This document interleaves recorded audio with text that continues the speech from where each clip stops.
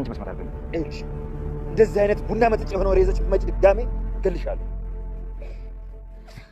ሁለተኛ አጠገቤ የላለሽ። ደውዬ ልንገራቸው፣ ቤታችን ከመፍረሱ በፊት ከቤት እንዲወጡ ልንገራቸው።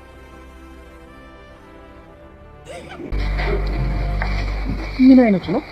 ለሱ ብለሽ እውነቱን ውስጥ ነግሪው አንቆ ሊገልሽ ነበር አይደል? ትሰማኛለህ? እንደዚህ እንዳደረጋችሁኝ አትቀሩ። ቤታችሁን አይናችሁ እያየ ነው ማፈርሰው። የሚፈጠረውን ለማየት ነበር የተከተልኩሽ። አባዬ ቆየህብኝ እኮ ከደወልኩልህ ሰዓት ጀምሬ እዚህ ቆሜ እየጠበቅኩ ነበር። ስሚኝ ቲና፣ እኔ ከአንቺ ጋር ክፉ ደግ ለመናገር አለ መጣሁ። አንድ ነገር ልጠይቅሽ? ይቻላል። አንተ ጠይቀኸኝ የማልመልሰው ነገር የለም አባዬ። ቲና ስንት ብር ልስጥሽ? ይሄን ነገር ከመናገሬ በፊት እስኪ ሀሳብህን ልስማው። ስለዚህ በአንድ ጥይት ብትወገጅ ይሻልሻል?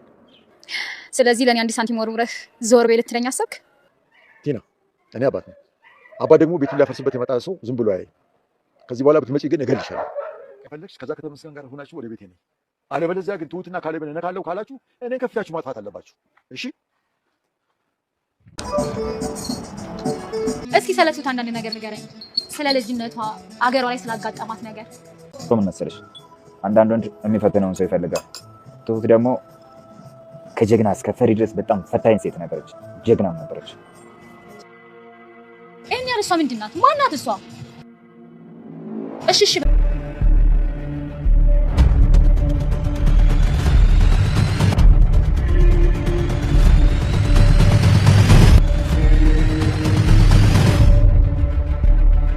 ካሌብና ትሁት እንደዚህ ሲጨዋወቱ ከቆዩ በኋላ ተቃቅፈው እጅ ለእጅ ተያይዘው ዘና ፈታ እያሉ በጎዳናው ሲንቀሳቀሱ ተመስገን ደረሰባቸው። ካሌብም ትሁትን ወደ ጀርባው ደበቅ ለማድረግ ሞከረ። ነገር ግን ተመስገን ፊት ለፊታቸው ተደቅኗል።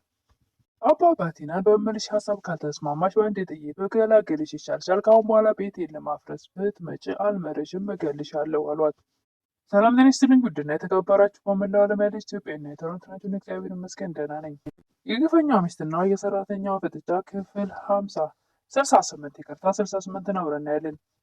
የባለፈው ክፍል ቲናን በፌስታል ልብሷን አስይዛ ከቤት አስወጥታት ነበርና ትሁት ልጅ እንዳለች ለተመስገን እናገራለሁ በማለት እየሮጠች ቲና ወደ ተመስገን ጋር ሄዳ እንደነገረችው ነበረ ቪዲዮ ያለቀው። ቀጣዩ ክፍል ትሁት ካሌብን ቲና ለተመስገን ሳትነግረው አንተ ቀድመህ ድረስ በማለት ልከው ነበርና አባዬ ካሌብ ሳይደርስ ቲና ነግራ ይሆን እንደያለች ቆየ ያለች እየተጨነቁ ነበር። ለካሌብ ልደውል ብላ ስትደውል ካሌብም ስልኩን ቤት ውስጥ ጥሎት ነበር ሄደው። ተመስገንም ቲና ስትነግረው የእሷን ወሬ ትቶ ጥሏት ነበር ከቤት ወጣው። ተከትላም እየነገርኩ እንዴት ጥላኝ ትሄዳለች በማለት ተመስገንም እባክሽ ወደዛ ከአንቺ ጋር ሰላም ጭራሽ አልፈልግሽም ብልሽ ጭራሽ ባስ ብለሽ የመንጠር ወሬ እያለቃቀምሽ ትመጫለሽ እንዴ? ቴናም አያልቅባትም እና ውሸት አይደለም ላስረዳ በምትለው ሰዓት እንደዚህ አይነት ወሬ መስማት አልፈልግም ብሎ ጉሮሮዋን ነበር ንቅ አድርጎ ያዛት። ካሌብም ከቅርብ ርቀት ተደብቆ ያያቸው ነበረ። ጉሮሮዋን አንቆ ይዟት እንደዚህ አይነት የቡና መጠጫ ወሬ ይዘሽ ብትመጪ ሁለተኛ አጠገቤ እንዳትደርሺ እገልሻለሁ። ተመስገንም ጉሮሮዋን ንቅ አድርጎ ይዞ ወደዛ ገፍትሮ ጥሯት ከሄደ ካስጨነቃት በኋላ ወዲያውኑ ካሌብ አጠገቧ ይመጣል። ካሌብም ቲናን ለሱ ብለሽ ወጥመድ ውስጥ ገብተሽ አንቆ ልገልሽ ነበር አይደል? ትሰማኛለህ? እንደዚህ እንዳደረጋችሁኝ አትቀሩም። ቤታችሁን አይናችሁ እያየ ነው የማፈርሰው ትላለች ቲና። የሚፈጠረውን ለማየት ነበር የተከተልኩሽ። የሚገርም ነው። ተመስገን ለካ አንቺ ላይ እንደዚህ ኃይለኛ ነው። ደውዬ ልንገራቸው ቤታችን ከመፍረሱ በፊት ከቤት እንዲወጡ ያለ ካሌብ የሚያፌዝባት ነበር። ቴናም ከትክት ብሎ ስለ ሳቀ ካሌብ ትሰማኛለህ? የሳቅህን ፀሐይ እስክትጠልቅ አላቆየውም። ጓደኛ ብለሽ የቀረብሽው ሰው ካላመነሽ ደግሞ ካሁን በኋላ ምን ልታደርጊ ነው ይላል ካሌብ። ትሰማኛለህ? ተስፋ አልቆርጥም ደግሞ ትላለች። እንግዲያውስ ቤተሰቦቼ ጋር ሁለተኛ እንድደርሽ አልፈልግም በማለት ካሌብ ጥሏት ይሄዳል። ሌላም ብቻ ወደዛ ባዶ ጎዳና ላይ ብላ ትጫዋለች። ትሁትም ለእህቴ ደውዬ ልንገራት ወይም ደግሞ ቶሎ ልጄን ከትምህርት ቤት አውጣልኝ ይወስድብኛል በማለት ስትጨነቅ ቆይ እስኪ ካሌብ እስኪነግረንና እስኪመጣ እንታገሰው እንጠብቅ በማለት እያረጋጓት ነበር። ቴናም የትም መሄጃ የላትም እና መንገድ ላይ አንቆ የጣላት ተመስገን ቤት ተከተለው ከስር ከስር ትሄዳለች። እሱ ሙጭልኝ ከዚህ ምን ልትሰሪ መጣሽ ይላታል። እኔ እናንተ እኮ አንድ አይነት ጠላቶች ነው ያለን፣ ምን ደግሞ ሁለታችን ጥላት እንሆናለን ትላለች ቲና። ከአንቺ ጋር መስጣት አስጠልቶኛል። ጭራሽ ደግሞ የመንደር ወሬ እየረቃቀምሽ መጣት ጀምረሻል። የመንደር ወሬ አይደለም ባክህ፣ እስኪ ያስበው የምትወዳትን ሰው ነጠቁህ እና ታዲያ እነዚህ ሰዎች በሰላም መኖር አለባቸው ብለህ ታስባለህ? ተመስገን እመነኝ እኔ ጋር እቅድ አለ ትላለች ተንኮለኛዋ ቲና። ትሁትም ካሌብ ወደ ቤት ተመልሶ ሲመጣ ካሌብ ነገረችው ተመስገን ልጅ እንዳለኝ ሰማ። ካሌብም ተረጋጊ ትሁት ነግረዋለች፣ ግን ስቆባት ነው ሄደው አላመናትም። በቃ ከነገረችው በቂ ነው፣ አለቀልኝ፣ ልጄን ይወስዳታል ትላለች ትሁት። ከሰማማ በቃ ቀስ ብሎ ያጣራል። እሱ ታስሮ የነበረ ጊዜ እኔ እርጉዝ እንደነበርኩ ያጣራል። ከዛ ልጁ እንደሆነች ያውቃል። እስከ ዛሬ እኮ ምንም ስላልጠረጠረና ስላልጠየቀ ነው እንጂ ቢጠይቅ ኖሮ ይደርስበት ነበር። ቴናም ተመስገንን እስኪ ስለ ትሁት አንዳንድ ነገር ንገረኝ፣ አገሯ ላይ ስለ ልጅነቷ አንዳንድ ነገር ያጋጠማትን ምን ይሰራልሻል ይላል ተመስገን። ዝም ብለህ ንገረኝ፣ አንዳንድ ነገር ነጥብ ላገኝ እችላለሁ። ይህን ምንም የሚጠቅም ነገር አታገኝም ይላል ተመስገን። እሱን ለእኔ ተው፣ ብቻ አንተ ንገረኝ። ትሁት ማለት በጣም ኮስታራና ሁሉም ወንዶች እሷን ለማግኘት የሚቆምሩባት ሴት ነበረች። ትሁት ከጀግና እስከ ፈሪ ድረስ በጣም ፈታኝ ሴት ነበረች። ጀግናም ነበረች። ይናም ይህን ያክል እሷ ማናት? ምንድናት? ምን ስለሆነች ነው ትላለች። ተመስገንም ፈተት ኮስተር ይልባታል። በቃ ሁለተኛ ስለ እሷ አላወራም ትላለች ቴና። ቴና ምን ያንድ ሀሳብ አለኝ። ለምን ትሁትን አንድ በጣም የሚቀርባትና መልካም አፍቃሪ መስሎ የሚቀርባት ሰው ፈልገን እሱ ለእኛ ተቀጣሪ ይሆናል ትላለች።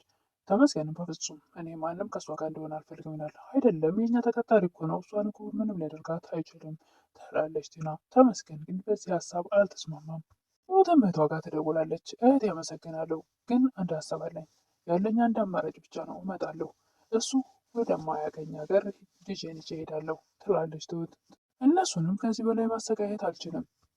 ቴና አባባ ጋር ደውላ እንገናኝ ትላቸዋለች። እሳቸውም ያለችበት ቦታ ይሄዳሉ። እኔ የመጣሁት ከአንቺ ጋር ክፉ ደግ ልነጋገር አይደለም፣ አንድ ነገር ልጠይቅ ይችላሉ አባባ። እሺ ጠይቀኝ ትላለች። ስንት ገንዘብ ልስጥሽ ይላሉ አባባ። እስቲ እኔ ምንም ነገር ከማለቴ በፊት ሀሳብ ልስማው እና በአንድ ጥይት ብትወገጅ ይሻልሻል ይላሉ አባባ። እዚህ ለእኔ አንድ ሳንቲም ሰጥተህ ልታባረረኝ ፈልግሃል። ታምኛለሽ ቲና፣ እኔ አባት ነኝ። አባት ደግሞ ቤቱን ሊያፈርስበት የመጣን ሰው ዝም ብሎ አያይም። በኋላ ግን ወደ ቤት እመጣለሁ ብትይ እገልሻለሁ። በፍጹም ካሁን በኋላ አልምረሽም። ትሁትንና ካሌብን በጣበጣለሁ ካላችሁ ከተመስገን ጋር ውላችሁ እኔን ከፊታችሁ ማጥፋት አለባችሁ።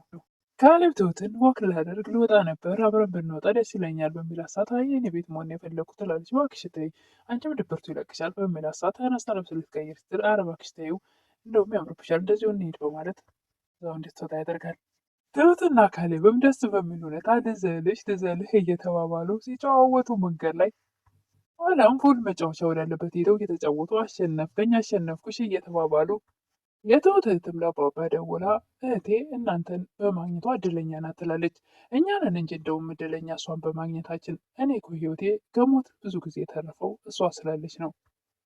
ካሌብና ትሁትም ለመጀመሪያ ጊዜ አብረው ወጥተው ፈታ ዘና እያሉ እጁን አንገቷ ላይ ጭነው ለመጀመሪያ ጊዜ ተደስተው አስደስተሽኛል፣ ዘና አድርገሽኛል እና ፈታ አድርገሽኛል እና አመሰግናለሁ በጣም እያለ ነበር ካሌብ። አባባም ወደ አንድ ኢንስፔክተር ደውለው እንዴት ነህ ወዳጄ፣ ከብዙ ጊዜ በኋላ ዳታ አስፈልጎኝ ደወልኩልህ እያሉት ነበር። አባባም ኢንስፔክተሩን እያወሩ እያለ ትሁትና ካሌብ ፈታ ዘና ሲሉ ከቆዩ በኋላ ወደ ቤት ሲመለሱ ተመስገን መንገድ ላይ ቆሞ እየጠበቃቸው ነበር።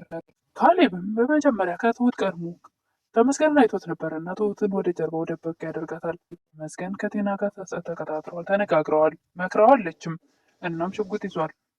አባባ ያነጋገሩት ኢንስፔክተር ይደርስላቸዋል ወይስ ተመስገን ካሌብ ላይ ይተኩሳል? እሱን በቀጣይ የምናየው ይሆናል። ለዛሬ ግን ቪዲዮ ያለቀው እዚህ ላይ ነው።